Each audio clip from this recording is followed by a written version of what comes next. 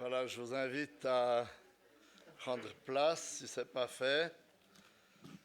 Et la nouveauté pour aujourd'hui, c'est qu'il faut garder les masques. Alors, désolé, on espère que ça pourra changer bientôt. Mais il en est ainsi puisqu'on a essayé de resserrer un peu les rangs pour donner l'occasion à plus de personnes d'être présentes pour notre culte.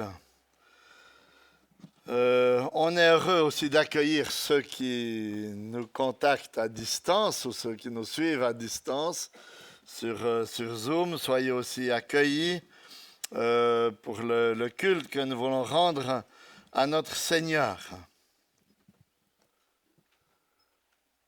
Sachez tous que bien sûr nous languissons après le jour où nous pourrons à nouveau tous être réunis, puis je pourrai voir vos sourires.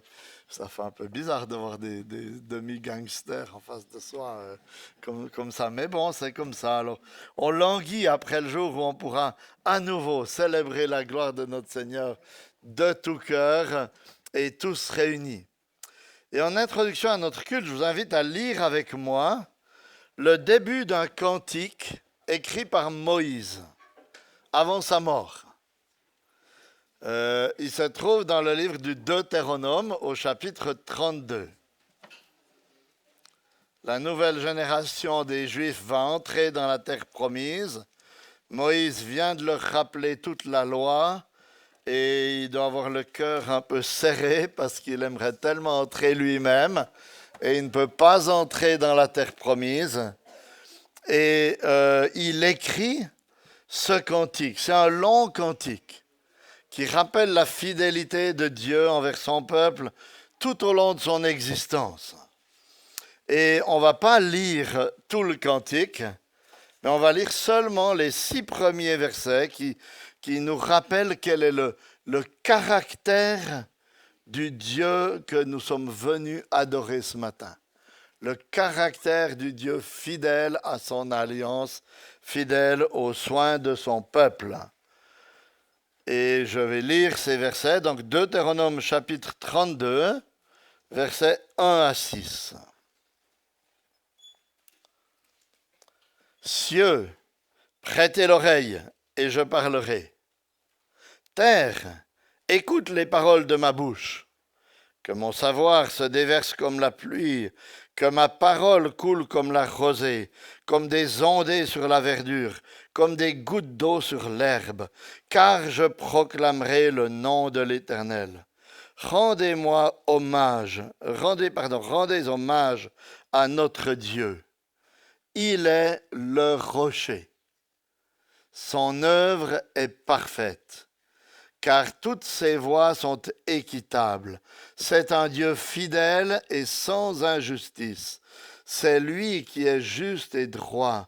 S'ils se sont corrompus, ce n'est pas lui, mais ses fils qui sont à blâmer. Race perverse et retorse. Est-ce l'Éternel que vous en rendrez responsable, peuple insensé et dépourvu de sagesse? N'est-ce pas ton Père, ton Créateur? N'est-ce pas lui qui t'a fait et qui t'a affermi? Et on va se rappeler le caractère de ce Dieu en chantant le cantique numéro 32 sur les recueils des ailes de la foi, du rocher de Jacob. Et si vous pouvez, j'invite à vous lever pour chanter, parce que déjà qu'on a les masques, si on est debout, peut-être qu'on projettera un tout petit peu mieux nos voix derrière ces masques. Donc, cantique numéro 32.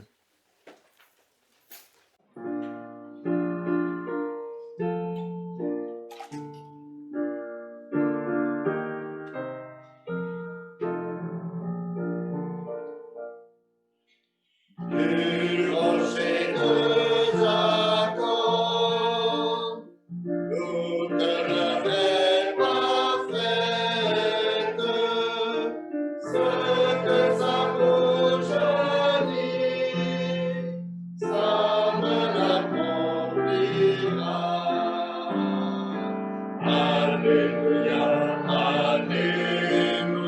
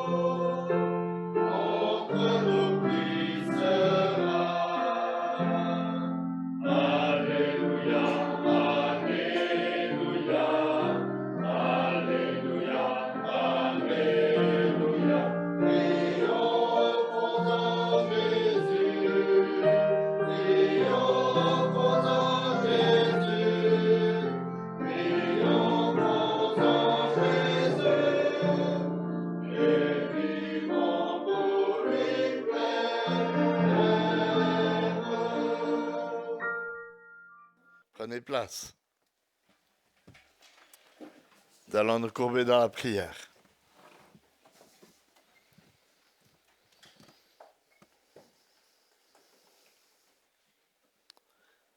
Éternel, pour nous, il est bon ce matin de nous rappeler que tu es ce rocher inébranlable, ce rocher stable, ce rocher qui ne change jamais, que tu es le même depuis toute éternité, un Dieu qui agit en accord parfait avec son caractère parfaitement saint, parfaitement juste, totalement miséricordieux et fidèle. Tu es notre Père, notre Créateur. Tu aimes ta création au point d'avoir été prêt à intervenir pour ramener cette création à toi après la désobéissance de notre Père Adam, après sa rébellion contre toi. Et si nous sommes égarés, si nous sommes rebelles par nature, comme Moïse l'a dit aussi, nous devons reconnaître que c'est bien à cause de nos fautes. C'est à cause de nous-mêmes. Et nous ne pouvons pas te blâmer en quoi que ce soit pour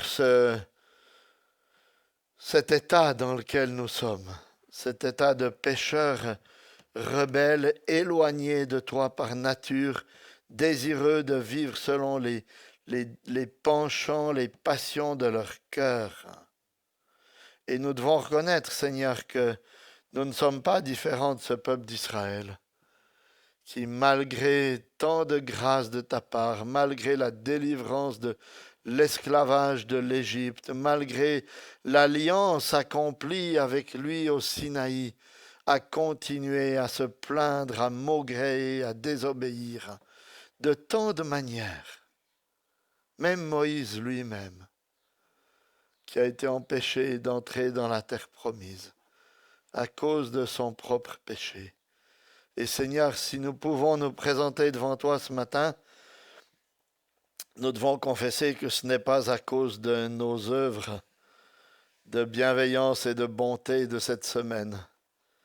Nous avons encore tellement péché que si nous regardons simplement à nous-mêmes, nous ne pouvons que nous frapper la poitrine et détourner les yeux de toi et partir en courant en pensant à ta sainteté.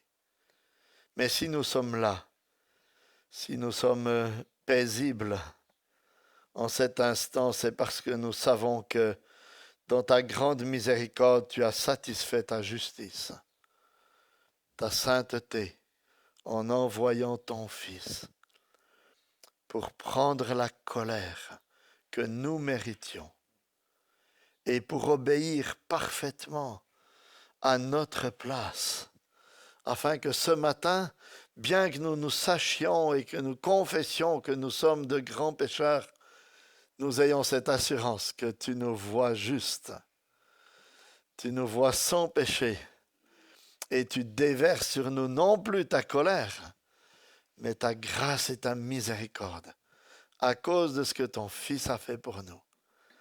Seigneur, c'est ça la certitude que nous avons, la certitude qui est notre rocher inébranlable. Et nous te prions, Seigneur, encore que ce matin, dans ce culte, par nos prières, par nos cantiques, par notre écoute de ta parole, tu viennes encore nous fortifier dans ces vérités et nous enraciner encore plus profondément, plus solidement sur ce rocher, pour que tout au long de la semaine qui commence, nous puissions être fermes, confiants, non pas en nous-mêmes, mais dans ce que Christ a fait pour nous et dans la valeur si grande de l'Évangile.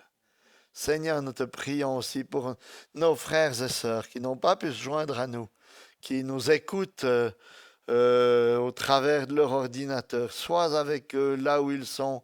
Renouvelle-les, réconforte-les aussi. Rappelle-leur ces grandes vérités de l'Évangile.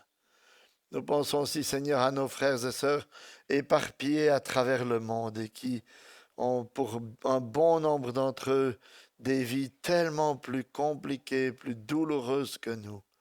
Nous te demandons, Seigneur, que tu viennes à eux aussi leur rappeler les promesses extraordinaires de l'Évangile.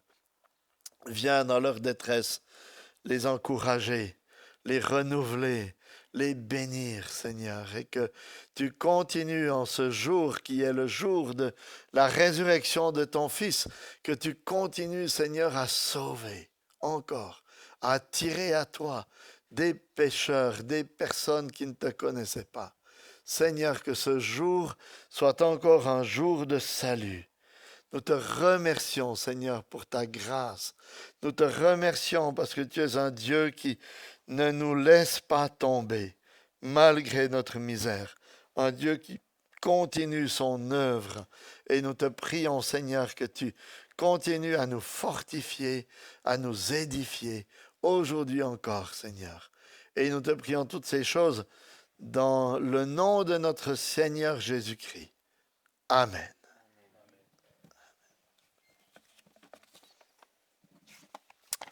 Et nous allons chanter le cantique numéro 718 dans le recueil jaune.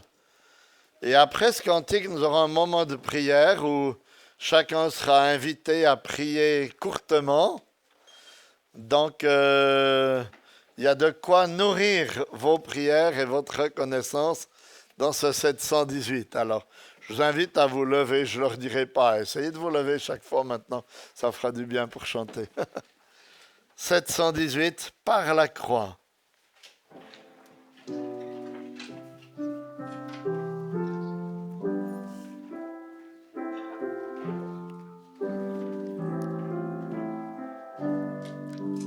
Oui, puis juste préciser, à la fin de la première strophe, à la fin de la ligne 3, on prend tout de suite la deuxième strophe sans chanter le refrain. Excusez-moi. Oui, voilà, on peut y aller. Excuse Loïs.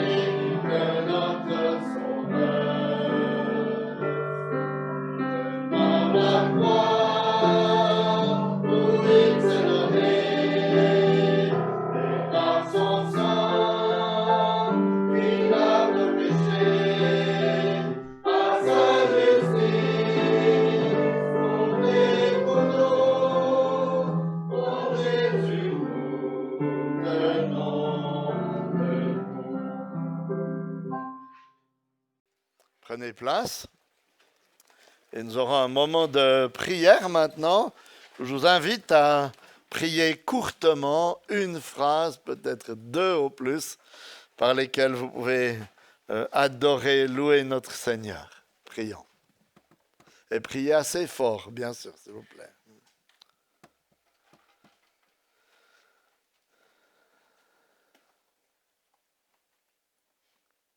Seigneur, nous ne cesserons jamais de te rendre grâce pour le pardon de nos péchés, de ce que Jésus-Christ est mort à la croix à notre place et qu'il a payé cette dette à la croix. Béni sois-tu. Amen. Amen. Père Céleste, merci pour la joie de se retrouver ensemble aujourd'hui et merci pour le beau temps de nature que nous donnons. Amen. Amen. Seigneur notre Dieu, nous te remercions parce que si nous pouvons nous présenter devant toi, c'est uniquement par l'œuvre, les mérites, le sang et l'obéissance de Jésus-Christ en notre faveur, parce que nous ne méritons rien et tout est grâce de ta part. Amen. Amen. Seigneur Dieu, nous te bénissons et nous te rendons grâce parce que tu es un Dieu de salut, un Dieu de pardon. Et de ce que ce salut, ce pardon viennent de toi. Amen. Amen. Seigneur notre Père, nous te disons merci pour le prince de paix que tu as envoyé, qui met en nous ta paix dans toute situation difficile.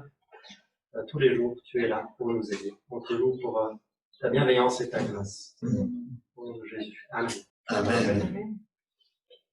Merci Père Céleste pour ce bon nom, Jésus, qui s'est donné sur la croix pour nous. Toute gloire sur lui.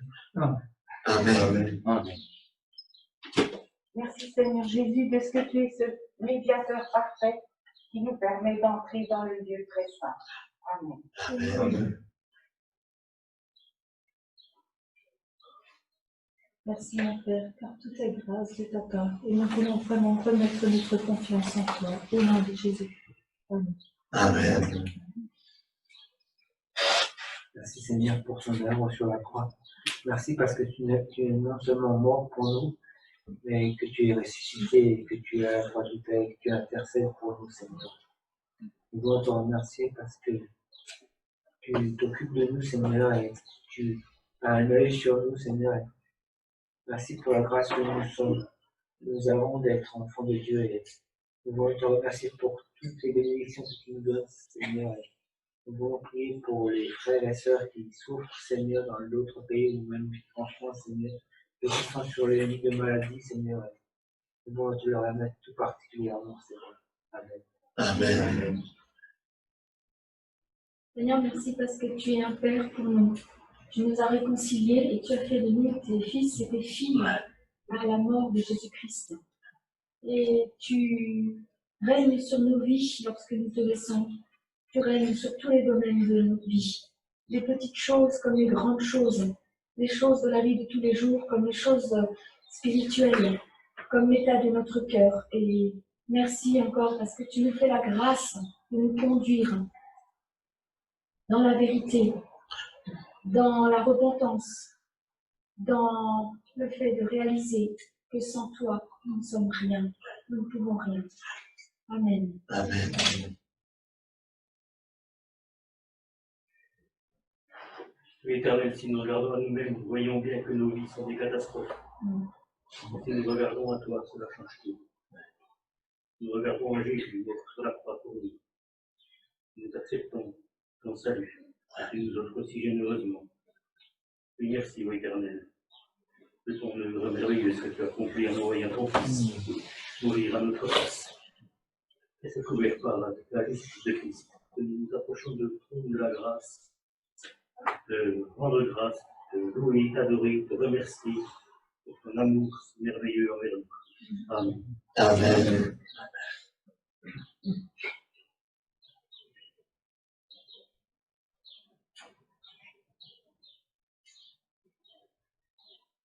Amen. Je vous invite à ouvrir vos Bibles. On va faire les lectures en rapport avec la prédication. Il y a plusieurs lectures. D'abord, 2 passages dans la Genèse, au chapitre 2. chapitre 2, les versets 15 à 17. Donc, livre de la Genèse, chapitre 2, versets 15 à 17. Deux versets que l'Éternel dit à l'homme dans le jardin d'Éden. Genèse 2, 15. L'Éternel Dieu prit l'homme et le plaça dans le jardin d'Éden pour le cultiver et le garder. L'Éternel Dieu donna ce commandement à l'homme. Tu pourras manger de tous les arbres du jardin, mais tu ne mangeras pas de l'arbre de la connaissance du bien et du mal. Car le jour où tu en mangeras, tu mourras. Puis la page suivante, chapitre 3, versets 17 à 19. C'est une partie des conséquences de la désobéissance de l'homme à ce commandement. Genèse 3, 17. Il dit à l'homme, parce que tu as écouté la voix de ta femme, et que tu as mangé de l'arbre dont je t'avais défendu de manger, le sol sera maudit à cause de toi. C'est avec peine que tu en tireras ta nourriture tous les jours de ta vie. Il te produira des chardons et des broussailles, et tu mangeras l'herbe de la campagne.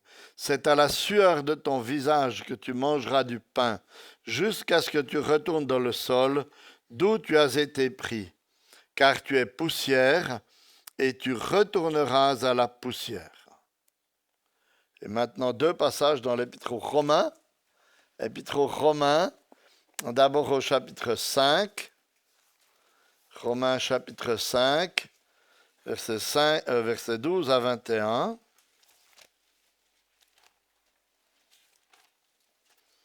Romains 5, versets 12 à 21. Un parallèle entre le premier et le dernier Adam, notre Seigneur Jésus-Christ. C'est pourquoi de même que par un seul homme le péché est entré dans le monde, et par le péché la mort, et qu'ainsi la mort a passé sur tous les hommes, parce que tous ont péché, car jusqu'à la promulgation de la loi, le péché était dans le monde, mais le péché n'est pas mis en compte quand il n'y a pas de loi.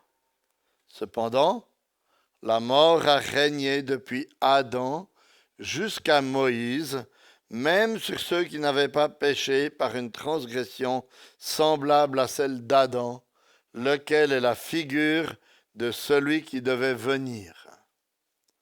Mais il n'en est pas du don gratuit comme de la faute. Car si par la faute d'un seul, beaucoup sont morts, à plus forte raison, la grâce de Dieu et le don qui vient de la grâce d'un seul homme, Jésus-Christ, ont-ils été abondamment répandus sur beaucoup. Il n'en va pas de ce don comme du péché d'un seul homme, car le jugement, après une seule faute, aboutit à la condamnation, tandis que le don gratuit, après de nombreuses fautes, aboutit à la justification.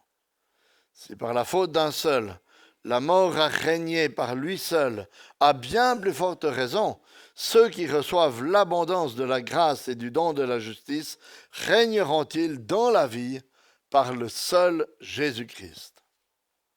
Ainsi donc, comme par une seule faute la condamnation s'étend à tous les hommes, de même, par un seul acte de justice, la justification qui donne la vie s'étend à tous les hommes.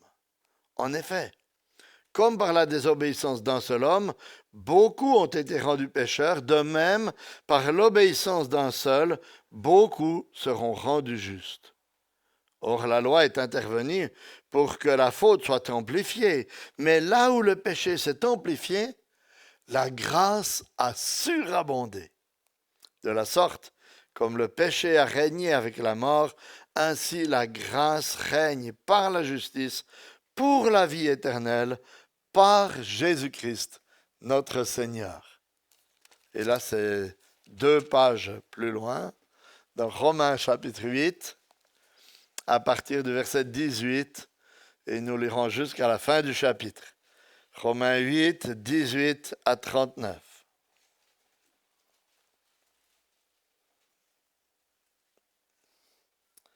J'estime qu'il n'y a pas de commune mesure entre les souffrances du temps présent et la gloire à venir qui sera révélée pour nous. Aussi la création attend-elle avec un ardent désir la révélation des fils de Dieu, car la création a été soumise à la vanité, non de son gré, mais à cause de celui qui l'y a soumise. Avec une espérance, cette même création sera libérée de la servitude de la corruption pour avoir part à la liberté glorieuse des enfants de Dieu. Or, nous savons que jusqu'à ce jour, la création tout entière soupire et souffre les douleurs de l'enfantement. Bien plus, nous aussi qui avons les prémices de l'Esprit, nous aussi nous soupirons en nous-mêmes en attendant l'adoption, la rédemption de notre corps. Car c'est en espérance que nous avons été sauvés. Or, l'espérance qu'on voit n'est plus espérance. Ce qu'on voit, peut-on l'espérer encore ?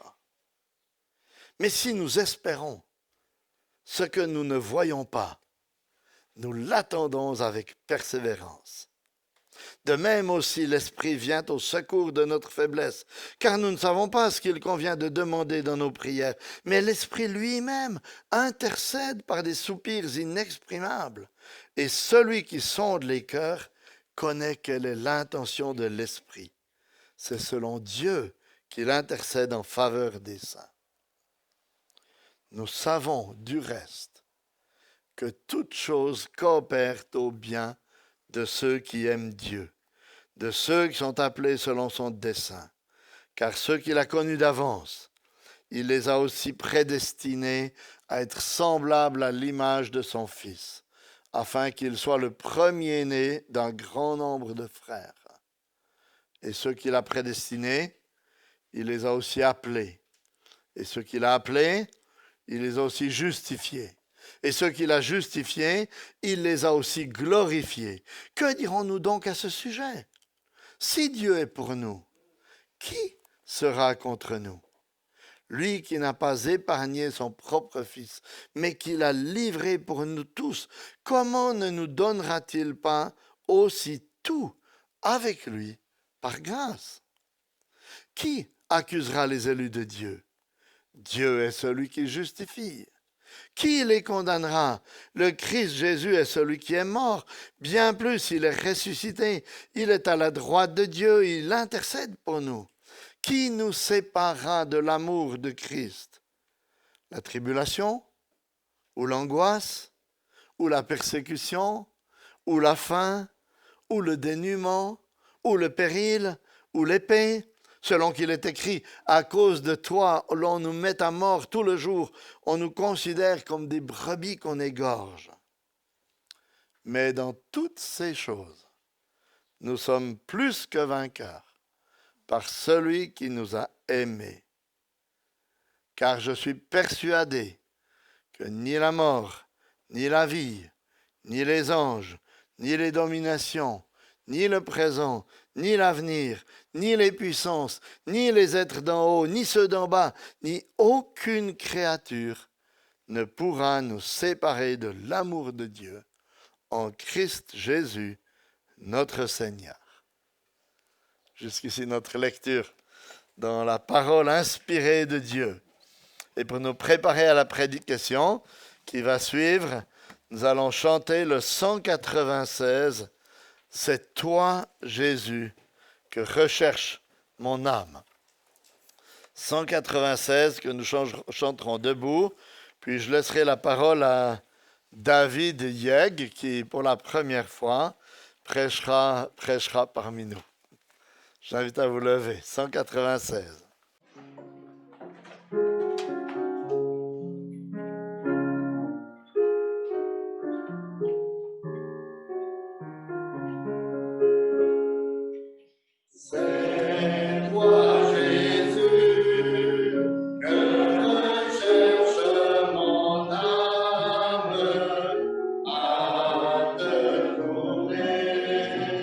Selon de mes souhaits.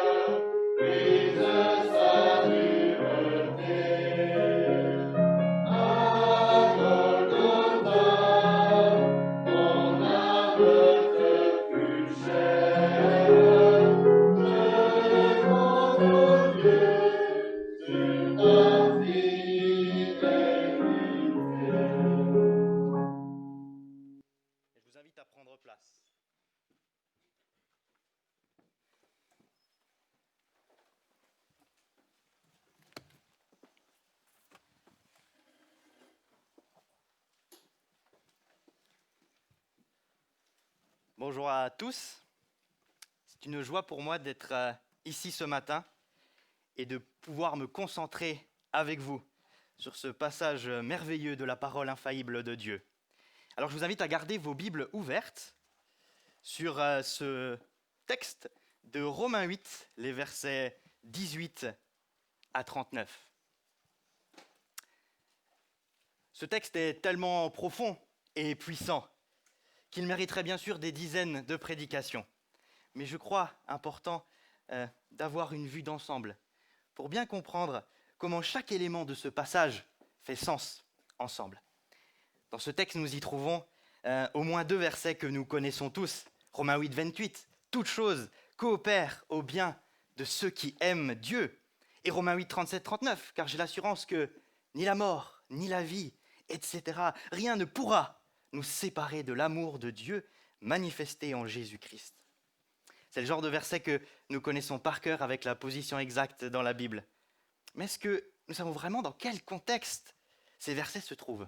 Et vous voyez, il est tellement important de considérer ce contexte pour pouvoir concevoir comment ces 2 versets tellement profonds sont liés avec une pensée plus globale, comment ils sont imbriqués dans l'idée générale de ce passage, et pour qu'on puisse aussi bien les utiliser dans notre vie. Et c'est ce que nous allons observer ce matin. Beaucoup de gens autour de nous font cette même constatation.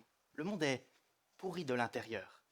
On a toutes sortes de raisons qui nous amènent à cette conclusion. Certains le disent à cause du gouvernement, d'autres à cause des inégalités sociales, d'autres encore à cause des maladies et de la souffrance, d'autres à cause de la pauvreté extrême, d'autres encore à cause de l'environnement et du climat dont l'homme ne prend pas soin, d'autres à cause des guerres et du terrorisme et de l'extrémisme, et d'autres enfin à cause de la mort qui a touché des proches qu'ils aimaient. Et parfois certains se font un idéal. Ils ont beaucoup d'idées pour changer le monde. Et l'on pourrait alors penser que le monde peut aller mieux et devenir comme un paradis. On a peut-être un idéal politique qui réglerait tous les problèmes de France. Ou alors on peut se dire que si on réglait le problème de la maladie, de la souffrance, ou même de la mort, alors tout irait mieux. Certains chercheurs transhumanistes d'ailleurs essayent de rendre l'homme immortel. L'on cherche à pallier au problème de ce monde sans vraiment savoir quel est ce problème. Car en tant qu'humains, nous voulons aspirer au meilleur et nous avons soif d'un paradis. Mais peut-être qu'aussi, certains ont perdu espoir et se rendent compte que le monde n'ira pas mieux et qu'on ne peut pas faire grand-chose, alors peut-être on désespère. Ou alors, certains se disent finalement, pourquoi s'en préoccuper? Je vais plutôt vivre ma petite vie tranquillement, profiter un maximum de tous les plaisirs que la vie peut apporter, et ensuite je mourrai tranquillement. Alors voilà un peu des constatations. Peut-être est-ce que vous êtes reconnu en fait dans une de ces constatations. Mais ce matin, nous allons observer, grâce à notre texte de Romains 8, quelle est la réponse biblique face à ces constatations que nous faisons sur notre monde. Quelle est l'espérance du chrétien? C'est pourquoi le titre de ma prédication ce matin, c'est « Les souffrances terrestres et l'espérance chrétienne, la glorification ». Et j'aurai 4 points. On va d'abord avoir un point de vue terrestre, vue de la terre. Ce sont les versets 18 à 25. Puis, nous nous concentrerons sur la bonté et la grâce de Dieu sur terre. Ce sont les versets 26 et 27. Ensuite, nous nous élèverons et nous aurons un point de vue céleste, vue du ciel. C'est les versets 28 et 31. Et enfin, la dernière partie, la grâce de Dieu qui transcende notre vie de la terre jusqu'au ciel, les versets 31 à 39. Alors la première partie maintenant. Vue de la terre, versets 18 à 25. En fait, la parole de Dieu nous donne la réponse face aux problèmes de ce monde. Regardons ensemble le verset 20. La création a été soumise à la vanité, non de son gré, mais à cause de celui qui l'y a soumise. Le problème, c'est la chute, l'entrée du péché dans le monde. Et nous avons lu les passages de Genèse 2 et Genèse 3 ensemble, ce moment où Adam a désobéi à Dieu et entraîné l'humanité, la création entière, qui était parfaite avant, avec lui. Et le péché a engendré la mort, tant spirituelle, la séparation d'avec Dieu, que physique. On souffre, on vieillit, on est malade, et on meurt. Et le péché a affecté tous les domaines de la vie jusqu'au plus profond de notre cœur. Et la parole nous explique qu'on peut trouver les solutions qu'on veut hors de Dieu, on n'aura pas résolu le problème. Le péché qui est dans nos cœurs, nous dit aussi Jacques 4, versets 1 et 2. Tant qu'il y a ce problème, l'homme restera égoïste, orgueilleux et corrompu. Bien-aimés, le paradis sur terre n'existe pas et n'existera jamais. Mais savez-vous que nous, chrétiens, nous avons une espérance glorieuse parce que le Seigneur Jésus est venu pour régler ce problème-là, le péché dans nos cœurs, pour tous ceux qui croient en lui et qui sont appelés fils de Dieu, au verset 19, et enfants de Dieu, au verset 21. Notre objectif, c'est la gloire à venir. Regardons ensemble le verset 18. « J'estime que les souffrances du temps présent ne sauraient être comparées à la gloire à venir qui sera révélée pour nous. » La gloire à venir est aussi appelée la glorification, au verset 29. Et on voit aussi que la création elle-même espère. Regardons le verset 19. « La création tout entière attend avec un ardent désir la révélation des fils de Dieu. » Ou encore le verset 21. « Avec l'espérance qu'elle aussi sera affranchie de la servitude de la corruption pour avoir part à la liberté de la gloire des enfants de Dieu. » Parce que Dieu va tout rétablir d'une manière encore plus merveilleuse et glorieuse. Tout ce que le péché a corrompu sera rétabli. La création, la nature, les animaux. Mais nous aussi qui attendons l'adoption, le moment où nous serons enfin dans la présence merveilleuse de Dieu. Et la rédemption de notre corps. Verset 23. Parce que Dieu nous donnera un corps glorifié qui ne sera plus atteint et affecté par la corruption, le péché, le vieillissement, la souffrance, la maladie. Et c'est également ce que souligne Pierre dans sa deuxième épître, dans 2 Pierre 3, verset 13, je vous le lis.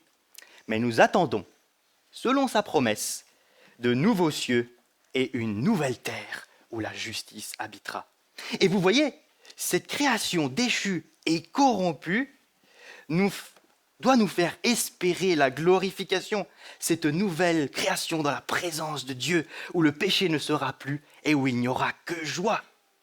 Et la première application qu'on peut donner, c'est de ne pas espérer les choses sur cette terre. Le paradis existe, Dieu le recréera. Alors n'essayons pas nous-mêmes de le faire ici-bas. Il ne sera jamais parfait parce que l'homme n'est pas parfait. Cela ne veut pas dire qu'on ne peut pas faire de politique ou d'humanitaire, mais notre but, notre objectif n'est pas terrestre, mais céleste, parce que la terre passera. Alors on a une révélation glorieuse. Comment devons-nous alors vivre les souffrances sur cette terre en tant que chrétiens? Comment vivre sur cette terre en attente de la glorification? Et nous aurons 3 sous-points. Souffrance, espérance, persévérance. Premier sous-point, la souffrance. C'est les versets 22 et 23. Certains chrétiens pensent que la souffrance et le fait d'être chrétien ne font pas bon ménage. Certains vont même jusqu'à dire, comme les amis de Job, que si le chrétien va mal dans sa vie, c'est qu'il a commis un péché dont il doit se repentir. Pourtant, ce n'est pas ce que la Bible nous dit. La vie chrétienne est une vie de souffrance. Souvent encore plus que si on n'est pas chrétien. Je m'explique. Regardons ensemble le verset 17. Or, si nous sommes enfants, nous sommes aussi héritiers, héritiers de Dieu et co-héritiers de Christ, si toutefois nous souffrons avec lui, afin d'être glorifiés avec lui. On voit un lien indissoluble en fait entre la vie chrétienne et la souffrance, entre la souffrance et la glorification. Nous serons glorifiés si nous souffrons avec Christ. Le fait d'être chrétien nous amène parfois plus de souffrance que celle déjà physique et morale que chaque être humain ressent en fait. On voit par exemple au verset 35, dans l'énumération des souffrances dont Paul parle, beaucoup de souffrances qui soient liées à la vie chrétienne. La tribulation, l'angoisse, la persécution, la faim, le dénuement, le péril ou l'épée. Et si nous connaissons la vie de Paul, nous savons qu'il a souffert tout cela à cause de sa foi. Alors on a des souffrances normales, plus encore des souffrances parce qu'on est chrétien, c'est beaucoup de souffrances. Comment pouvons-nous être heureux en cela? Comment nous devons comprendre cela? Il y a un mot-clé très important dans ce passage. et qui doit changer toute notre perception en fait. Avant de vous le dire, une petite illustration. On peut diviser les souffrances en deux types. Il y a des souffrances qui sont vaines ou stériles. Par exemple, je veux accrocher un tableau au mur, je prends mon clou, j'ai mon marteau, je me tape le doigt. Ça me fait très très mal, et cela ne m'apporte rien de bon, et je peux me dire que je souffre absolument pour rien. Et je me sens un peu stupide quand même de ne pas avoir pris le temps de bien viser mon clou correctement avec mon marteau. Je dois juste attendre en fait que ça passe. Cela sont des souffrances qui sont vaines ou stériles. J'attends rien de bon de ça. Mais il y a aussi des souffrances avec des conséquences heureuses. Et c'est le mot-clé pour nous. Les versets 22 et 23. Les douleurs de l'enfantement. Or, nous savons que jusqu'à ce jour, la création tout entière soupire et souffre les douleurs de l'enfantement, et ce n'est pas elle seulement, mais nous aussi. Pourquoi les douleurs de l'enfantement ?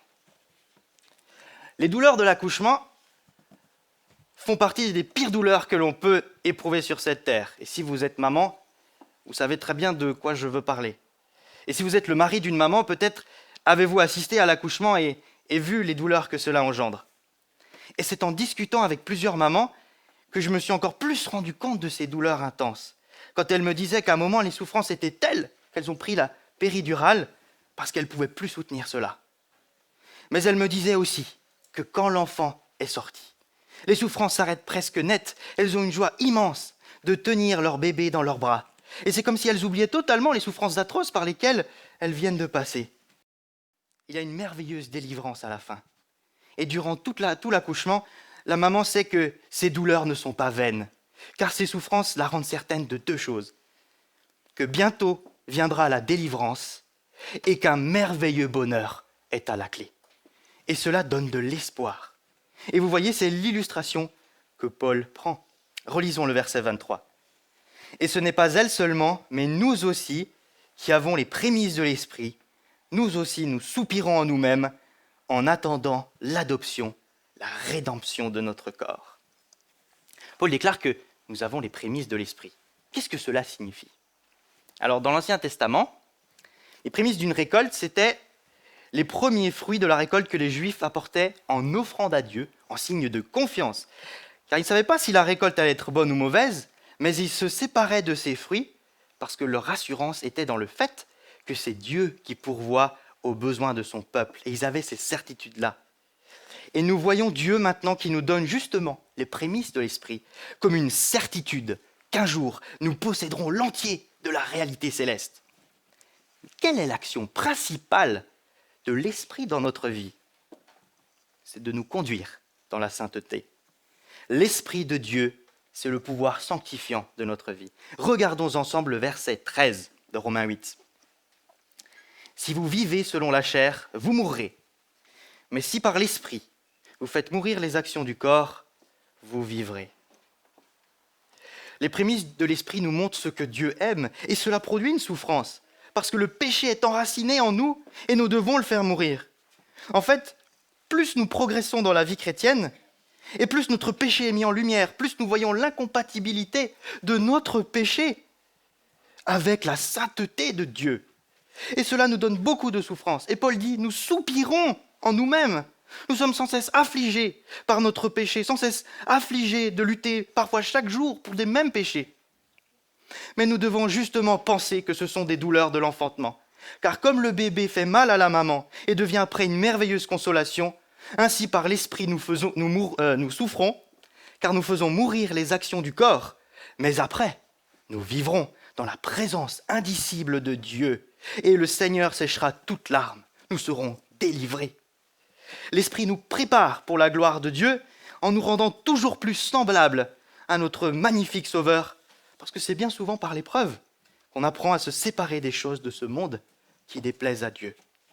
Et ce qui doit aussi particulièrement nous consoler, c'est le verset 18. Regardons encore le verset 18. « J'estime que les souffrances du temps présent ne sauraient être comparées à la gloire à venir qui sera révélée pour nous. » On ne peut pas comparer les souffrances du temps présent à la gloire à venir, tout comme on ne peut pas comparer l'infiniment petit à l'infiniment grand. Au regard de l'éternité, les souffrances sont infimes.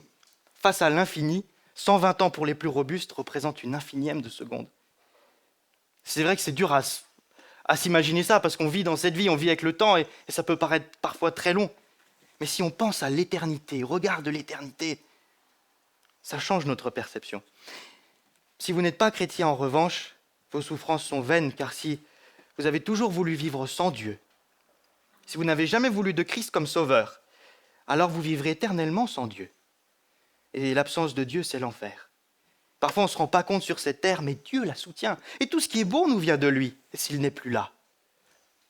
Toute l'horreur, le mal et la souffrance se déchaînent. Alors nous avons vu que la vie ici-bas est une vie de souffrance. Cependant, nous possédons une espérance indéfectible. C'est mon deuxième sous-point. Espérance. Verset 24. Car c'est en espérance que nous sommes sauvés. Or, l'espérance qu'on voit n'est plus espérance. Ce qu'on voit, peut-on l'espérer encore ? Comme je l'avais déjà dit, la création déchue et corrompue, notre corps faible, nous font espérer la glorification. Et cette nouvelle création où le péché ne sera plus, et on n'aura vraiment plus que de la joie. Je suis sur cette terre, mais je regarde au ciel. Et la parole nous dit que oui, nous ne voyons pas encore cette réalité, mais nous l'espérons. Et pour reprendre l'illustration de l'enfantement, la maman sait que l'enfant va venir. Mais elle ne le voit pas encore. Et elle espère vraiment qu'il va sortir. Elle ne sait pas quand. Parfois, il y a des accouchements qui prennent des dizaines et des dizaines d'heures. Cela peut être vraiment très long. Mais pendant tout ce temps, la maman espère à chaque minute que cette fois, c'est la bonne. Et vous voyez, c'est parce que l'accomplissement n'est pas encore là, parce que nous ne voyons pas encore que nous espérons, tout en étant assurés. Comme la maman est certaine que le bébé est là. Il est là, le bébé, ça c'est sûr. Il n'y a pas de doute là-dessus. Mais cela nous garde dépendants et confiants en Dieu. Seigneur, je ne la vois pas, mais j'ai confiance en toi. Et cela nous rapproche de Dieu, et cela doit produire de la persévérance. Verset 25. Je le lis. Mais si nous espérons ce que nous ne voyons pas, nous l'attendons avec persévérance. C'est vrai que la vie peut nous paraître longue, mais n'abandonnons pas, persévérons. Continuons sans cesse d'avoir confiance en Dieu jusqu'à notre mort. Alors on observait le point de vue terrestre. Souffrance, espérance, persévérance. Maintenant, sommes-nous seuls à persévérer ? Comment persévérer ? Dieu est infiniment bon et miséricordieux car il nous aide sur cette terre. Et quel est le premier moyen par lequel il nous aide ? Lisons le verset 26. De même aussi, l'Esprit nous aide dans notre faiblesse, car nous ne savons pas ce qu'il nous convient de demander dans nos prières. C'est tout particulièrement par la prière.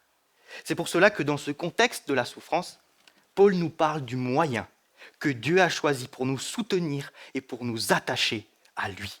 Et de ce fait, j'arrive à mon deuxième point, la bonté et la grâce de Dieu sur terre. Versets 26 et 27. Priez sans cesse, faites connaître vos besoins à Dieu, nous dit la parole. La prière est tellement importante, parce qu'on l'a vu, c'est le moyen que Dieu a choisi pour nous soutenir. Alors on ne peut pas s'en priver. Une vie de persévérance, c'est une vie de prière. Et il y a tant de bienfaits à prier. Et nous voyons par exemple au verset 26 que nous avons lu, que le Saint-Esprit nous aide dans notre faiblesse. Et voilà ce que Jean Calvin dit de ce verset. Ici, le mot grec, donc le mot aider, dont use saint Paul, est de grand poids pour exprimer cette assistance et comporte beaucoup plus que ne le fait le mot aider dans notre langue, en français. Car il signifie que l'Esprit, prenant sur lui la pesanteur du fardeau dont notre infirmité se trouve chargée, non seulement nous aide et nous apporte du secours, mais il nous soulage et nous décharge, ni plus ni moins que s'il portait le fardeau avec nous. Par la prière, nous voyons une véritable assistance de l'Esprit dans nos faiblesses. Donc vous voyez, la prière du juste a une grande efficacité. Et la prière communautaire est elle aussi tellement importante. C'est pour ça que les réunions de prière sont tellement primordiales. Par la prière, nous témoignons de notre dépendance à Dieu. Sans son action, sans son secours, qu'est-ce qu'on fait ? Tant qu'on ne prie pas, peut-être, c'est qu'on croit pouvoir s'en sortir tout seul. Et je vais vous donner une petite illustration. Je connais certaines personnes, surtout des hommes, qui ont acheté un meuble Ikea, et ils ont tous cette volonté, avant de regarder la notice de montage, c'est d'essayer de le monter tout seul. Et c'est uniquement après 1 heure d'essai, et qu'ils se rendent compte qu'il reste des vis et des planches, là ils sont totalement perdus, et c'est à ce moment-là qu'ils prennent la notice de montage. Et vous voyez, des fois nous faisons la même chose en fait avec Dieu. Nous essayons d'abord de nous en sortir de nos soucis par nous-mêmes, et lorsqu'on voit plus du tout d'issue à vue humaine, qu'on se dit « je suis totalement perdu », que c'est à ce moment-là qu'on prie. Est-ce que ce ne serait pas un manque de confiance à Dieu? Et Dieu pourtant nous fortifie par la prière, car il agit au travers de nos prières.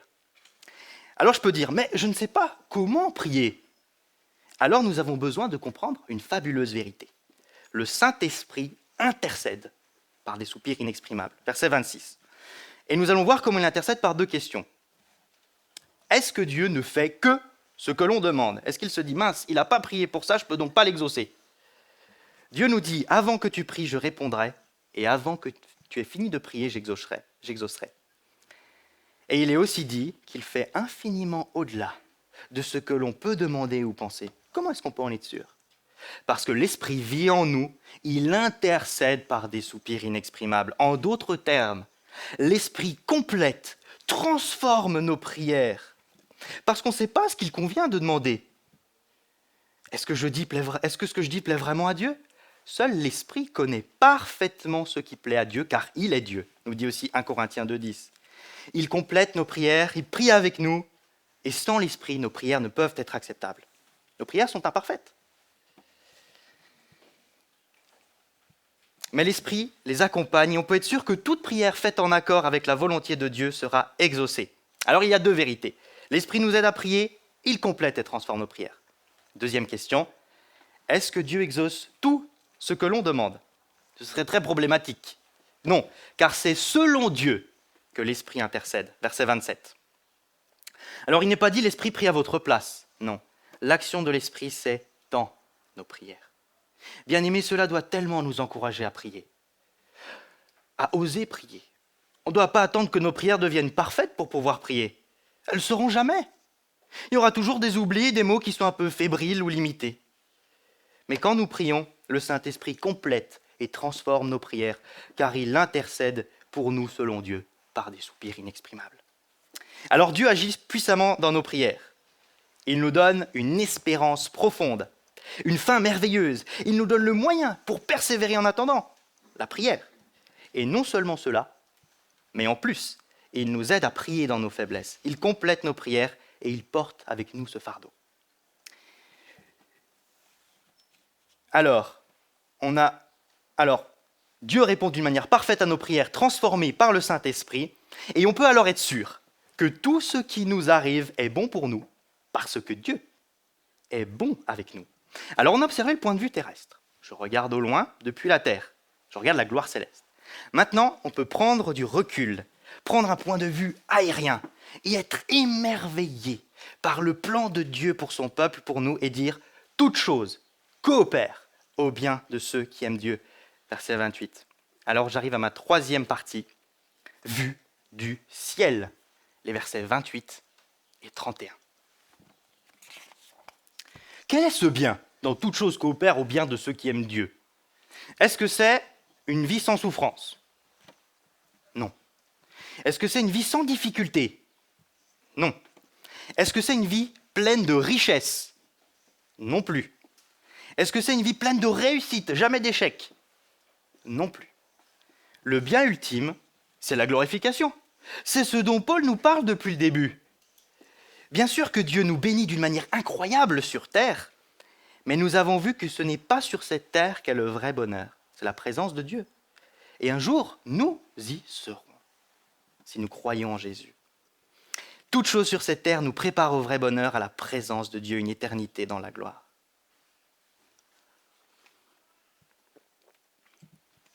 Après cette déclaration, Paul va nous montrer l'infinie certitude que toute chose coopère au bien, à la glorification de ceux qui aiment Dieu, au moyen de 6 affirmations, liées les unes aux autres, qui forment comme une ligne droite, qui ne peut dévier ou s'interrompre, et qui aboutissent justement à la glorification, verset 31. Alors là, ce sont les versets 29 et 30. Alors maintenant, beaucoup de chrétiens voient un peu la vie chrétienne comme une demi-droite. En mathématiques, une demi-droite, c'est une ligne droite qui commence à un point et qui ne s'arrête jamais. Le point de départ serait l'appel de Dieu.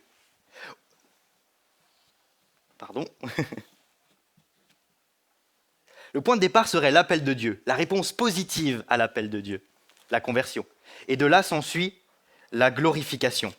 Je lis à partir de la moitié du verset 30. « Ceux qu'il a appelés, il les a aussi justifiés, et ceux qu'il a justifiés, il les a aussi glorifiés. » Pourtant, nous voyons dans ce passage que tout ne commence pas à l'appel et la conversion. Il y a 3 choses avant. Alors on a déjà vu 3 choses pendant et après notre vie ici-bas, appel, justification, glorification à la fin, mais il y a aussi 3 choses qui viennent avant l'appel. Et regardons, verset 28. « Toute chose concourt au bien de ceux qui aiment Dieu, de ceux qui sont appelés selon son dessein, car ceux qu'il a connus d'avance, il les a aussi prédestinés. » Et ces 3 mots grecs, dessein, connu d'avance et prédestiné, commencent par pro. Le dessein, c'est prothésis, qu'on peut aussi traduire par le projet, la préconnaissance proginosko et prédestination proorizo. Et ce préfixe pro, en fait, veut dire avant. Et c'est ce qui a donné beaucoup de nos mots français qui commencent par pro ou pré, ça veut dire avant. Mais ces choses se sont passées avant quoi?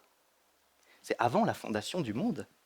Au tout début, on a le dessein, le projet, de ceux qui sont appelés selon son projet. Cela représente un choix de Dieu, son plan. La préconnaissance, on peut aussi dire aimer d'avance. Et enfin, prédestination. Alors, je ne vais pas rentrer plus dans les détails. C'est un sujet délicat. Mais ce qui est important de voir, c'est que c'est Dieu qui a toutes les choses entre ses mains. Et heureusement pour nous, c'est lui l'acteur de toutes ces choses. On voit dans le texte son projet. Ce qu'il a appelé, ce qu'il a justifié. C'est lui l'acteur. Et cela forme une droite complète. Tout est entre les mains de Dieu. De toute éternité, avant la fondation du monde, le projet, la préconnaissance, prédestination, et de toute éternité après, notre vie, notre conversion, appel, justification, glorification. Dieu a tout entre ses mains. Et de ce fait, cette suite logique, bien aimée, elle est totalement infaillible, indéniable. Si on est au début dans la droite de Dieu, dans son projet, on est aussi avec certitude à la fin dans la glorification. Il n'y a pas de plan B pour nous. Et c'est pour cela qu'on peut être si sûr que toute chose concourt au bien, car on est dans la droite de Dieu. Et rien ni personne ne pourra nous y ôter. Vous voyez, si je prends du recul, je vois le plan de Dieu, comment il est souverain, et lui si grand m'a placé dans sa droite. D'un point de vue terrestre et céleste, je le verrai dans la gloire. Alors c'est vrai que nous avons d'autres passages dans la parole qui nous montrent la responsabilité de l'homme, comme Romains 10, mais là nous voyons ces choses vues du ciel et nous voyons que Dieu est souverain. Et cela ne doit pas du tout nous décourager, bien au contraire, cela doit nous donner une certitude indéfectible et déclarée avec force, comme Paul le fait juste après au verset 31, « Si Dieu est pour nous, qui sera contre nous ?» Et c'est ce qui m'amène au 4e et dernier point. La grâce de Dieu qui transcende notre vie de la terre jusqu'au ciel. Versets 31 et 39. Alors il nous manque encore l'essentiel. Comment toutes ces choses merveilleuses sont-elles possibles? Qui est la charnière qui maintient tout en place? On a vu 3 choses avant la fondation du monde. On a vu 3 choses pendant et après notre vie. Qui est-ce qui maintient tout ensemble? Qui est placé au centre de ces choses? Je ne l'ai volontairement pas lu. Lisons maintenant le verset 29. « Car ceux qu'il a connus d'avance, il les a aussi prédestinés à être semblables à l'image de son Fils, afin que son Fils fût le premier-né entre plusieurs frères. » Christ est au centre. Et cela est vraiment frappant. Il est littéralement placé au centre de ces affirmations. Avant l'appel efficace, avant que quiconque ne puisse se convertir, il faut l'action de Christ. Sans Christ, rien n'est possible. Alors nous lisons que c'est le premier-né de la nouvelle création. Mais on peut se dire, le premier-né, c'est pas Adam, c'est lui, le premier homme. De cette création, oui, mais de la nouvelle création composée du peuple de Dieu, c'est Christ. C'est pour cela que nous avons lu Romains 5 ensemble, la fin du chapitre. En Adam, nous sommes pécheurs et condamnés, mais en Christ, qui est le second Adam, le dernier Adam, nous sommes justifiés et glorifiés. Il n'y a pas d'autre issue en fait. Soit on reste en Adam dans nos péchés, soit on court à Christ. On se repent, on est justifié.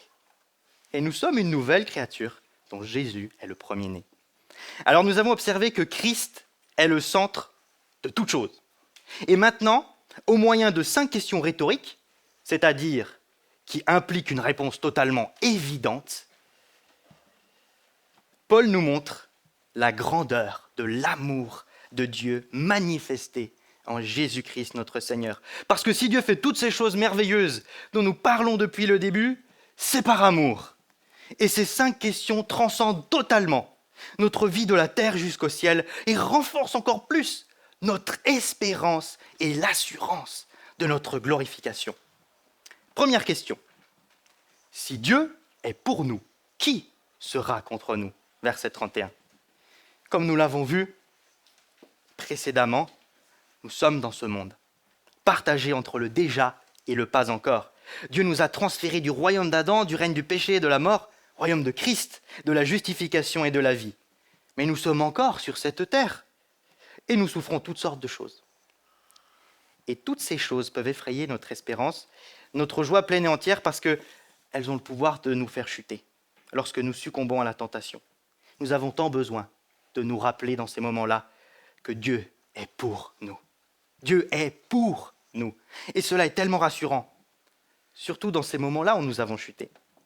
Parce que c'est vrai que la parole nous demande de faire toutes choses pour la gloire de Dieu, et nous voulons vraiment l'honorer, mais nous n'y arrivons pas. Et c'est parfois terrible que nous tombons trop souvent dans les mêmes péchés, comme je l'avais dit juste avant. Mais si nous ne sommes que focalisés sur notre obéissance pour lui, nous ne pouvons pas avoir la paix et de la satisfaction, parce que nous serons toujours pécheurs sur cette terre. Mais voilà ce qui doit être notre réconfort, notre assurance. Dieu est pour nous. Malgré nos péchés et nos manquements, il est pour nous. Malgré les souffrances, la maladie et les persécutions, la mort, Dieu est pour nous. Alors qui peut être contre nous? Alors à quoi pouvons-nous voir cela? Sur quoi devons-nous porter notre attention pour savoir que Dieu est vraiment pour nous? Bien-aimés, c'est à l'œuvre du Christ. C'est la deuxième question.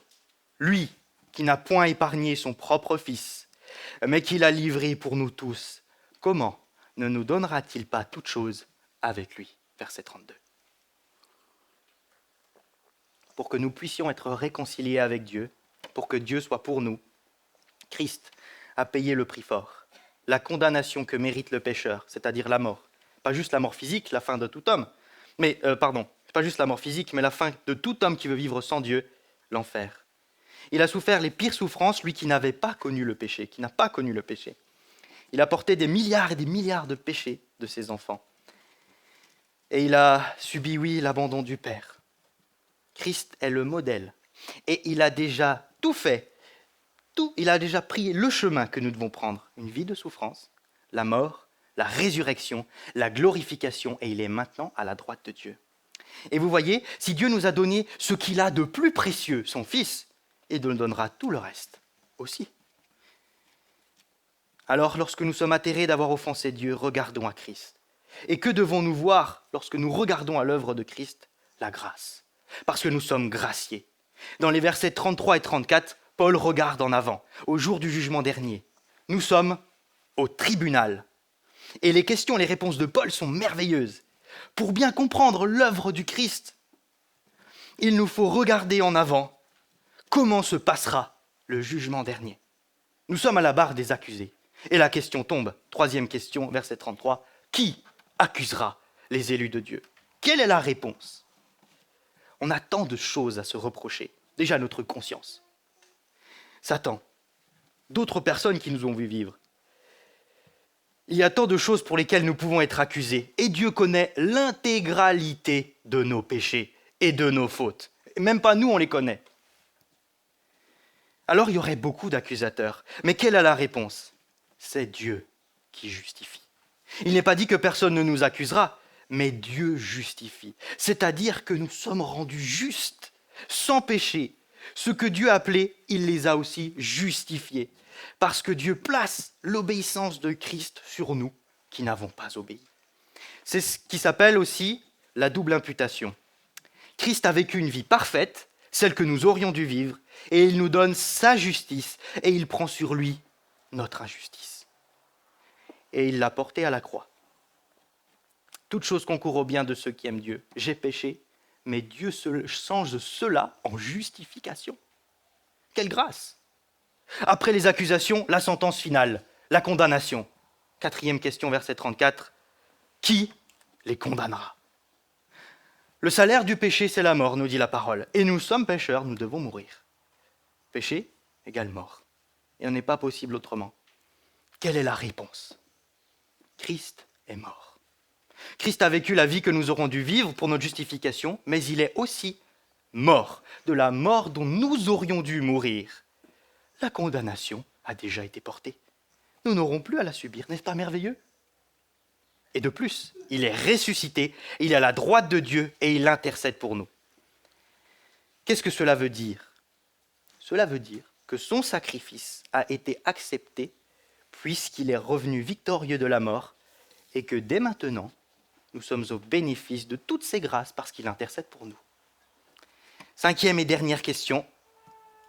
Qui nous séparera de l'amour de Christ? Verset 35. Paul fait ensuite une liste de choses terribles qui paraissent vraiment être valables pour nous séparer de l'amour de Christ. La tribulation, l'angoisse, la faim, la nudité, le péril, l'épée. Et Paul a vécu toutes ces choses pour le nom de Christ, comme il le souligne aussi au verset 36 en citant le psaume 44, verset 23. Humainement parlant, ce sont des choses tellement horribles. On pense vraiment qu'elles pourraient vraiment nous séparer de Christ. Mais quelle est la réponse? Dans ces choses, nous sommes plus que vainqueurs, par celui qui nous a aimés. Bien-aimés, même dans les pires choses qu'il puisse nous arriver sur cette terre, nous avons l'assurance que nous sommes plus que vainqueurs. Rien de ces choses qui nous font souffrir ne peuvent influer en quoi que ce soit sur notre destinée. Christ a déjà vaincu toutes ces choses avant moi. Et regardez ce qu'il dit en Jean 16, verset 33. Je vous le lis. C'est Christ qui parle. « Je vous ai dit ces choses afin que vous ayez la paix en moi. Vous aurez des tribulations dans le monde. Mais prenez courage, j'ai vaincu le monde. » Ces choses ne peuvent pas nous vaincre parce qu'elles sont déjà vaincues. Christ nous donne sa victoire. Soyons tout le temps confiants en lui, veillons et prions. Malgré les souffrances du temps présent, nous sommes tellement assurés de notre glorification. Et Paul termine au verset 38 à 39. Et je les relis. « Car j'ai l'assurance que ni la mort ni la vie, ni les anges, ni les dominations, ni les choses présentes, ni les choses à venir, ni les puissances, ni la hauteur, ni la profondeur, ni aucune autre créature ne pourra nous séparer de l'amour de Dieu manifesté en Jésus-Christ, notre Seigneur. » C'est une liste relativement exhaustive de tout ce qui, dans l'univers créé par Dieu, ne peut pas nous ravir de sa main. On a l'espace qui nous entoure, la hauteur et la profondeur. On a le temps qui passe, le présent et l'avenir. On a la mort et la vie. Et aussi tout ce qui peut exister comme être vivant immatériel, les anges, les dominations, les puissances, mais aussi tous les êtres vivants matériels, toutes les autres créatures. Tout cela ne peut nous ravir de la main de Dieu. Donc vous voyez, si on enlève l'espace-temps, tous les êtres vivants qui existent, la mort et la vie, il ne reste ni personne, ni quelque chose qui peut nous séparer de l'amour de Christ. Paul là en rajoute encore une couche à ce qu'il avait déjà dit auparavant. Rien ne peut nous séparer de Christ. Et maintenant la conclusion. Nous voyons vraiment dans ce passage combien d'un point de vue terrestre ou céleste, nous sommes assurés de la glorification. D'un point de vue terrestre, parce que nous avons les prémices de l'Esprit. Nous avons une espérance glorieuse et l'Esprit nous aide également à persévérer en Dieu. Et en plus, Dieu a même choisi un moyen pour nous garder confiants en lui, pour nous soutenir sur cette terre, la prière. Et d'un point de vue céleste, parce que Dieu a tout décrété et choisi d'avance. Et il nous a dans sa main et rien ni personne ne pourra nous ôter, il n'y a pas de plan B. Et tout cela, grâce à l'œuvre ineffable du Christ. Quelle merveille, quelle espérance nous avons en Christ. Alors si vous n'êtes pas chrétien ce matin, courez à Christ, reconnaissez votre péché, repentez-vous, que cette merveilleuse vérité et cette merveilleuse place soient vraiment les vôtres.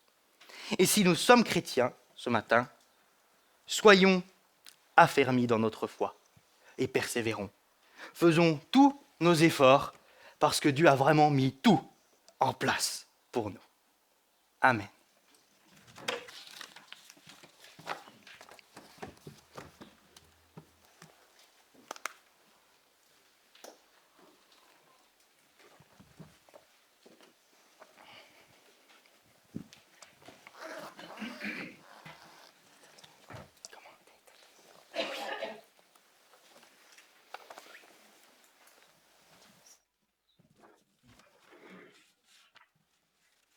Avant de répondre à cette prédication dans la prière, nous allons chanter le 713 qui nous rappelle ce que nous venons de voir dans ce merveilleux passage.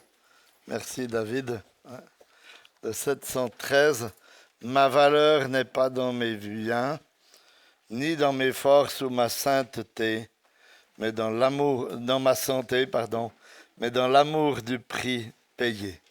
Je t'invite à vous lever. 713.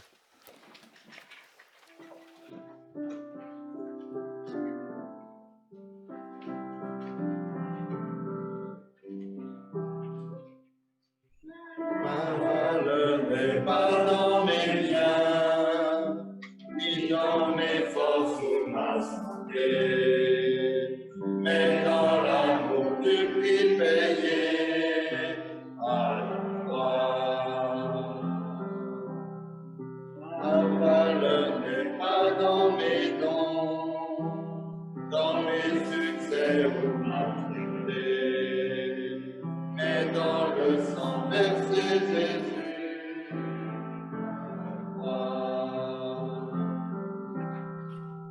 Ma plus grande joie, c'est Jésus, mon trésor et source pour mon cœur.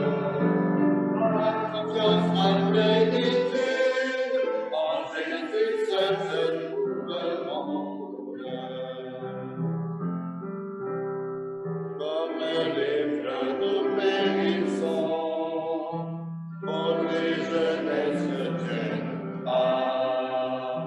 Mais la vie éternelle m'attend à la croix.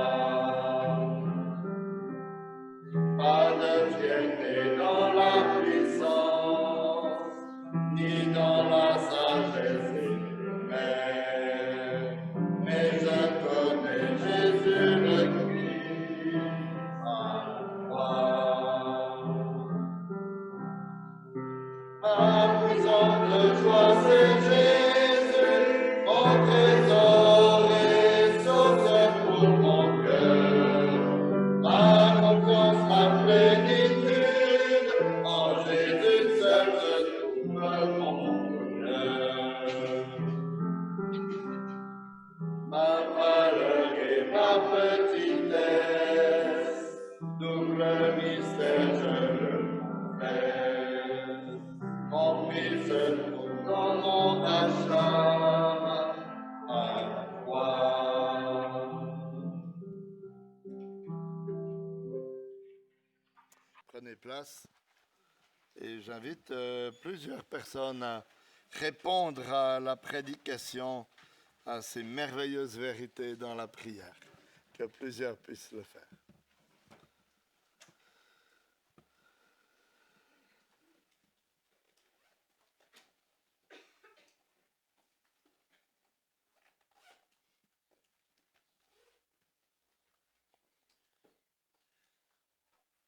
Nous te bénissons, notre Dieu le Père, parce que Seigneur, tu nous as laissé ta parole et tu es la parole de Dieu. Seigneur, nous nous rappelons encore ce matin que toi, tu es celui qui nous a aimés le premier. Seigneur, tu as donné ta vie pour nous. Et Seigneur, tu nous rappelles encore ce matin que toi, tu es celui qui nous a aimés avant la fondation du monde. Seigneur, tu es celui qui nous a choisis, qui nous a élus, qui nous a préparé ce plan merveilleux en Jésus-Christ. Et Seigneur, encore ce matin, tu nous as montré ce qui nous attend, Seigneur, dans cette félicité, dans la glorification avec toi. Seigneur, combien nous languissons, comme nous languissons, Seigneur, après ce jour où nous te verrons face à face, où nous te connaîtrons enfin, Seigneur, comme nous avons été connus. Et Seigneur, tu nous demandes de marcher jour après jour en sainteté, Seigneur, afin de te plaire en toutes choses. Seigneur, te demandons encore pardon pour ce péché qui nous enveloppe si facilement.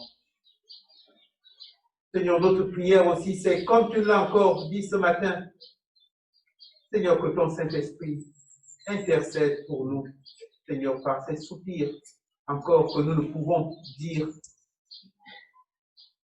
Seigneur, que toi-même tu puisses parler à chacun de nos cœurs encore et que tu puisses nous faire du bien comme tu nous as fait du bien, Seigneur, au travers de ta parole.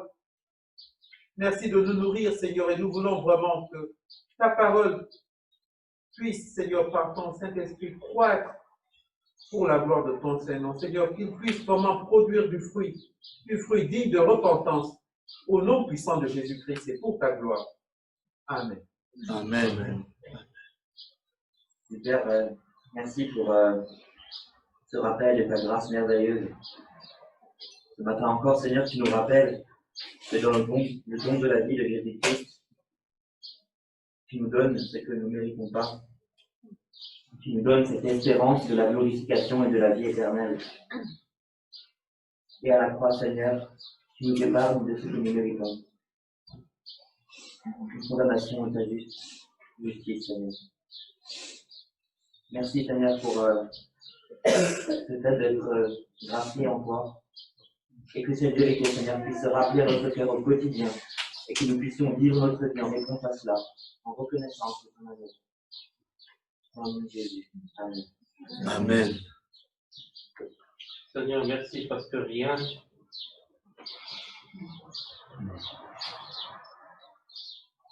ne peut nous séparer de toi. Amen. Merci parce que tu as prouvé ton amour à la croix, en te donnant. Merci parce que nous pouvons compter sur toi jour après jour. Et Seigneur, tu nous as encore montré ce matin que dans les moindres détails de notre vie, tu es là, présent. Tu intercèdes même pour nous, Seigneur. Tu veilles sur nous. Seigneur, quelle joie de savoir que nous sommes entre tes mains. Quelle joie de savoir que nous pouvons nous reposer entre tes mains. Et quelle joie de savoir si nous tombons, c'est aussi toi qui nous relèves, qui nous garde et qui nous conduit. Gloire à ton nom, Seigneur Jésus. Amen. Amen.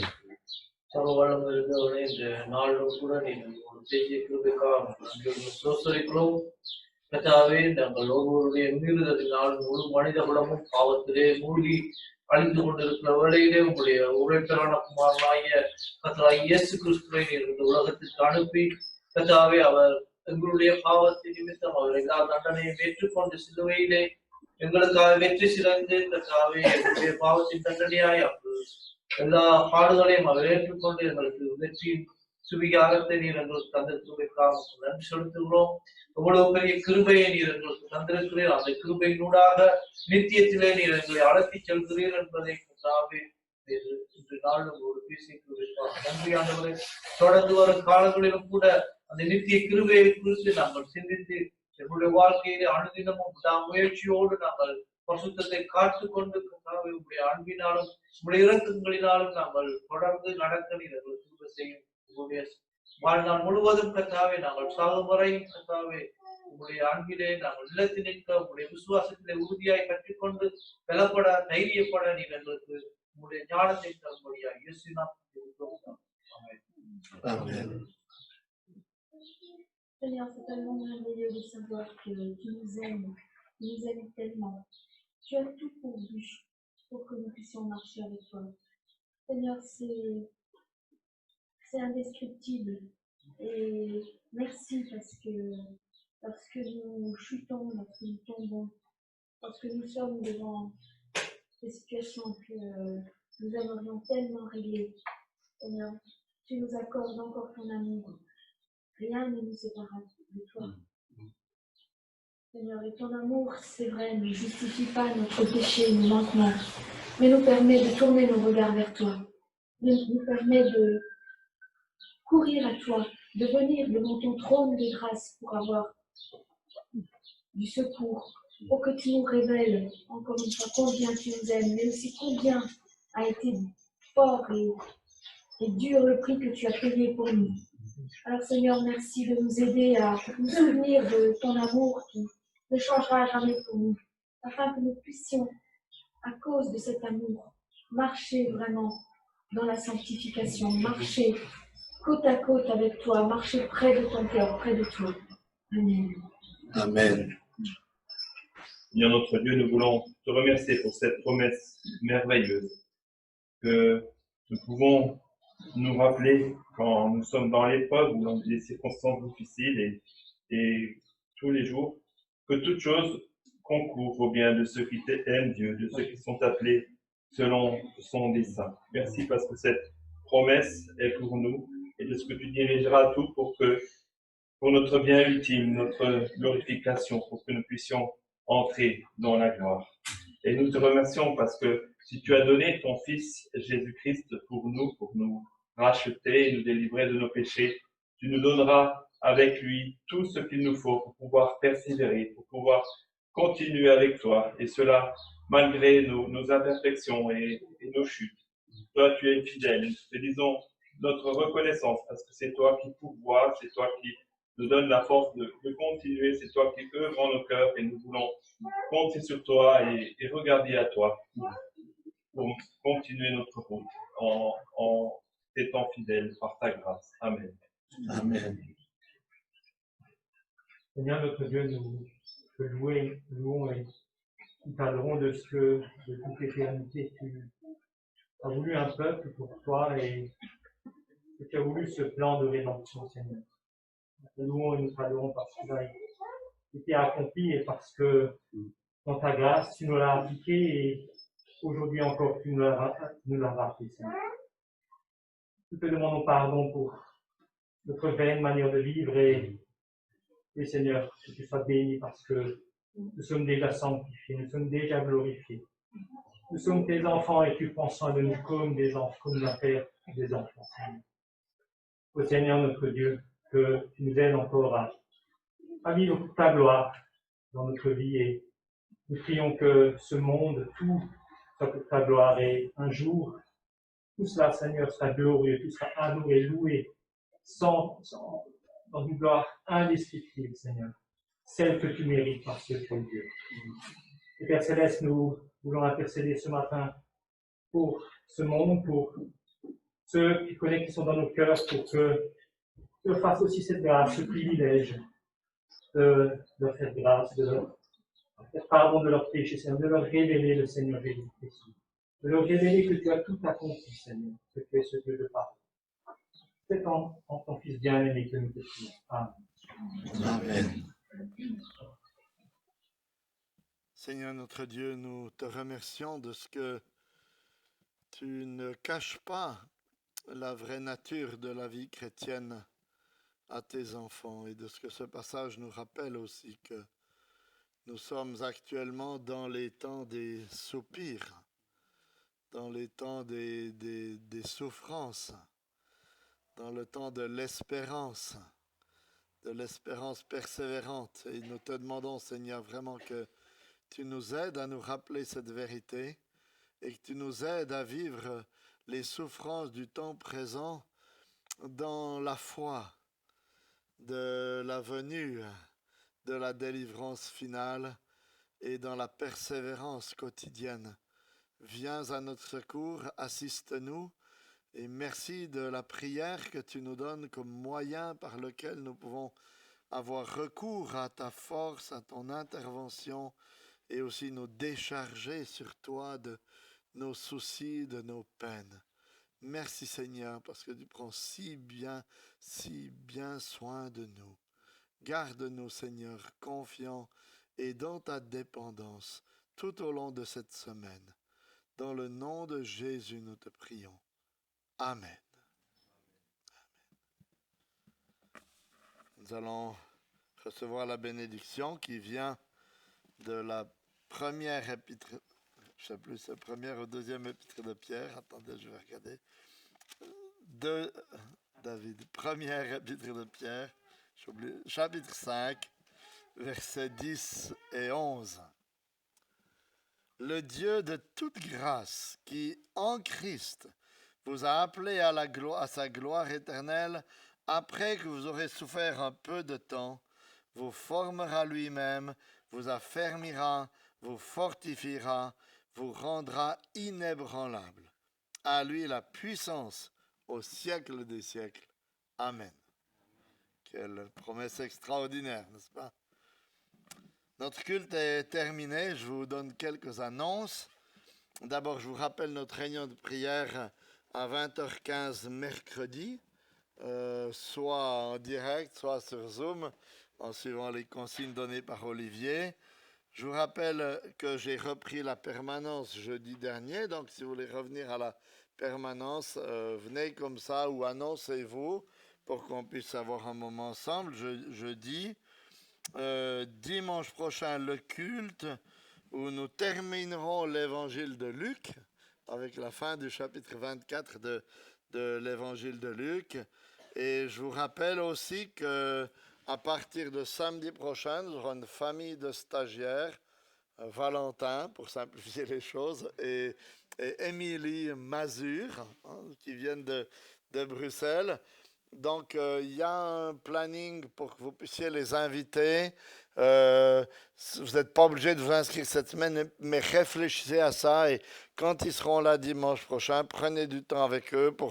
Le but, ils sont là 2 semaines et demie, c'est qu'ils apprennent à connaître l'Église, c'est qu'ils apprennent à voir un petit peu ce que c'est que le ministère pastoral dans une Église, disons, on pourrait dire instituée comme la nôtre, avec des vrais Alsaciens de souche qui ont les racines plantées jusqu'au fond de la Dolère. Vous voyez, alors qu'eux, ils sont dans une église à Bruxelles, qui est une église de jeunes étudiants expatriés. Donc, c'est pour qu'ils découvrent une église un peu différente. Ce que c'est que le ministère pastoral dans une église comme la nôtre. Donc, profitez de prendre un peu de temps avec eux, bien sûr à partir de dimanche prochain, mais pendant les 2 semaines où ils sont là. Je vous informe aussi que suite à un doodle, ça c'est pour les membres de l'Église, on a décidé de retenir le dimanche 20 septembre à 14h pour l'Assemblée générale des membres. On sait que c'est très loin, on regrette ça, mais bon, le confinement voilà, fait qu'on en est là. Mais pour éviter une attente trop longue de la part des personnes qui ont demandé à devenir membres ou qui ont demandé à être baptisées, je vous informe ce matin, comme c'est une espèce d'assemblée générale inofficielle, des noms de ces personnes pour qu'on puisse tout de suite, le 20 septembre, faire les comptes rendus, décider par rapport au baptême. Donc, il y a Timo et Yasmine Reynaud qui ont demandé à devenir membres de l'Église. Il y a Léa Parmentier et Lévi Vagneux, qui sont les deux là-bas, qui ont demandé à se faire baptiser. Donc, la prochaine fois, on se réjouit bien sûr de ces demandes, et la prochaine fois, tu es déjà enregistré, toi? Oui, oui. On n'a pas fait le compte-rendu la dernière fois. Je crois. Enfin, il faut que je regarde. Mais bien sûr, oui, oui. Cette fois. Ouais, alors oui. Ben, non, mais là, les gens avaient déjà été informés. C'est-à-dire, c'est juste le compte-rendu. Non, pas de problème. Excuse-moi. Mais, oui. Donc, je vous rappelle aussi que vous pouvez vous inscrire pour les cultes suivants. Maintenant, si vous regardez les gens qui sont là, ici, on est à peu près, je dirais, les 2 tiers, 3 quarts des gens habituels. Hein. Donc, il y a déjà des gens qui se sont inscrits, qui ne sont pas là aujourd'hui et qui seront là dimanche prochain, mais il y a encore des places en plus. Donc, si vous voulez vous inscrire, vous pouvez vous inscrire. Au pire, je vous désinscrirai s'il y a des gens qui n'ont pas pu être là et qui voudraient assister au culte. Hein. Mais voilà, il reste encore un certain nombre de places pour le culte de dimanche prochain. Et on va continuer comme ça encore quelques semaines jusqu'à ce que le gouvernement relâche encore un petit peu la bride. Hein. Voilà, je crois que j'ai terminé. Est-ce qu'il y a d'autres annonces? Merci à David, c'était encourageant pour une première. C'était bien. Est-ce qu'il y a d'autres annonces? Non? Alors que le Seigneur vous bénisse et vous accorde une bonne semaine. Merci.